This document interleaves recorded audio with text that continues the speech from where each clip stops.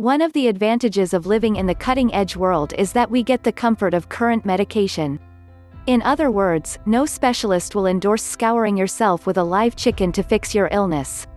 In any case, at times, mental soundness still can't seem to make up for lost time to a couple of mind-boggling clinical practices. Here are 10 clinical medicines you will have a hard time believing they despite everything use. 10. Honey bee venom for herpes. Known formally as apitherapy, the act of utilizing honeybee venom to treat ailments like ailment returns for a large number of years, some accept similar to antiquated Greece. So you would feel that it's something that would have been eliminated at any rate 200 or 300 years back. However, that is not the case. Bee venom has as of late been utilized by medical clinics around the globe as a treatment for joint pain, tendinitis, and herpes, among others.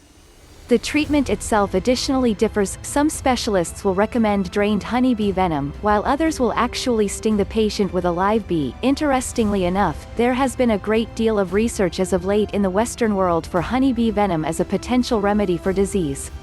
So who knows, perhaps it's not as strange as it would seem. 9. Parasite therapy for dead tissue. Maggot debridement, otherwise called slimy parasite treatment, has been utilized now and again for the vast majority of mankind's history, particularly during times of war. Debridement is the evacuation of dead tissue, similar to you would get in an open injury. So as you can envision, slimy parasite debridement is a method of evacuating dead tissue, by placing live worms into the wound. While it would bode well for present-day medication to have moved past something as apparently savage as dumping worms into an open injury, it's really getting steam again in the clinical network, to such an extent that it's currently secured by some protection plans. It's typically used to treat post-careful injuries that experience issues mending. 8. Intestinal parasites for allergies. Although it is anything but a standard treatment presently, or ever, ideally, there are a lot of specialists who have taken up the well-established case that hookworms, an intestinal parasite, are a viable treatment for hypersensitivities. Since the 70s, scientists have seen a peculiar association. Nations with high occurrences of hookworm contaminations have essentially no hypersensitivities or immune system diseases. Scientists are presently contemplating why that occurs, and they're doing it in the main conceivable manner that looks bad, by tainting individuals with parasites. Others are following it themselves, similar to this man who made a trip to Africa and strolled around bathrooms shoeless in the expectation of some way or another getting the intestinal parasites. He was cited as saying, "My feet were bothersome, so I felt exceptionally certain that I was infected." 7. Consuming leaves for facial paralysis. No canvas isi terapissimoxibustion tudret. Most specialists caution their patients against setting their face ablaze. However, Chinese clinical experts are resuscitating the fix increasingly more frequently, through consuming moxa leaves. They obviously utilize the solution for treat everything from facial loss of motion to cerebrum atrophy. The treatment includes setting moves of dried moxa leaves on the ears, mouth, or cheeks, lighting them ablaze, and permitting the smoke to float over the patient's face. Some of the time pecans will be set in the patient's eyes too, which helps the way toward re-establishing qi, as indicated by some clinical pros in the city of Jinan, China. 6. Trepination to relieve cranial pressure.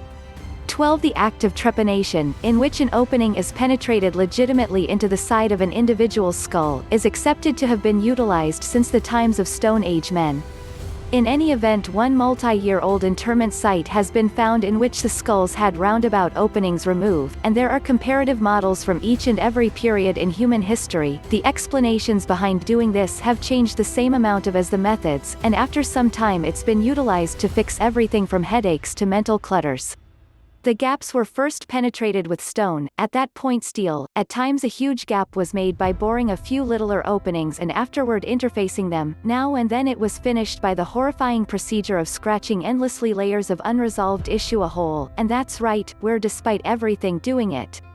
These days primary care physicians use trepination to treat a condition called subdural hematoma, which is brought about by blood pooling under the skull and around the mind. It just appears as though we'd have made sense of a superior method to do it by now. 5. Eating live fish for asthma. 13. Meet the Bethini gods, an Indian family that has been controlling live fish for more than 160 years as a treatment for asthma. They're despite everything doing it today. The treatment includes exactly what you may hate to think. The patient swallows a live fish alongside a chunk of mystery medication, at that point adheres to a severe eating routine for the following 45 days. According to the family, a great many individuals have been restored by the treatment, and over a large portion of 1 million come to see them consistently. They guarantee that the fish must be alive, in light of the fact that it clears out the throat as it wriggles down into the stomach. Be that as it may, not every person's prepared to swallow such an apparently strange cure. The Indian Medical Association is taking steps to open a claim against the family except if they uncover the fixings to the medication. 4.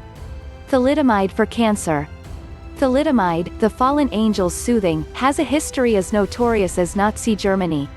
It was vigorously utilized during the 1950s as a remedy for morning infection in pregnant ladies, until they understood that it was liable for in excess of 10,000 birth surrenders over only a couple of years. The FDA promptly stepped in to control the medication, which was being sold over the counter in about 50 nations. However, the harm had just been finished. Of the kids who had been brought into the world with surrenders from thalidomide, around 50% kicked the bucket after just a couple of months. Drug specialists were really taught to decimate their thalidomide supplies. Now, the FDA has by affirmed thalidomide for clinical use, this time as a treatment for bone marrow malignant growth. There are a great deal of blended emotions on this. However, one thing is without a doubt, they're twofold and triple checking patients for indications of pregnancy before referencing the word thalidomide. Point 3. Electroconvulsive therapy. First created in 1938, electroconvulsive treatment (ECT) is the act of utilizing an electrical stun of up to a few hundred volts to initiate a seizure.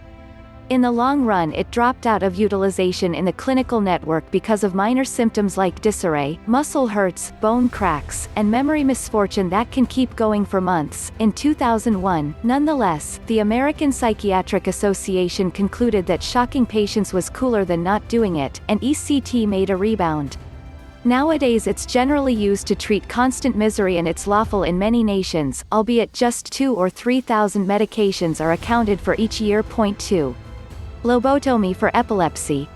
9. Some good old clinical techniques plunge their toe in the shallow finish of the brutal, however lobotomies go straight for the swan jump. One of the most disputable practices ever, lobotomies were utilized during the 1930s to isolate the frontal projection from the remainder of the mind, supposedly as a remedy for schizophrenia and other mental issue. One specialist broadly played out his with a mallet and an ice pick, slamming the look over the rear of the eye attachment and squirming it around to locate the correct piece of the brain. It wasn't until the 50s that lobotomy was eliminated for medications and prescription, yet it's despite everything figured out how to stick to the coattails of the clinical periphery, springing up from time to time when you wouldn't dare hoping anymore. For instance, they were acted in France up through 1986, and in 1995 a U.S. therapist was exploring different avenues regarding consuming dime-size gaps into patients' frontal lobes. Surprisingly enough, lobotomies are still performed. They're simply called lobectomies now, and they're utilized for outrageous instances of epilepsy. Point 1. Expulsion for just about everything. If there's any one clinical treatment we certainly ought to have discarded at this point, it's expulsion. But numerous individuals despite everything have confidence in devilish belonging, to where they are happy to shun increasingly present-day treatment for antiquated hocus-pocus. But here's the extremely odd part, some of the time, it works. There are endless stories of expulsion attempting to fix infections, particularly mental sicknesses. In any case, that is the thing, psychiatry is still to a great extent theoretical, and any type of individual evil presence, like past injury, can be viewed as a genuine devil, contingent upon what the individual accepts. Have confidence in the fix unequivocally enough, and it could conceivably work. Solid fake treatment or abhorrent spirits, what do you accept?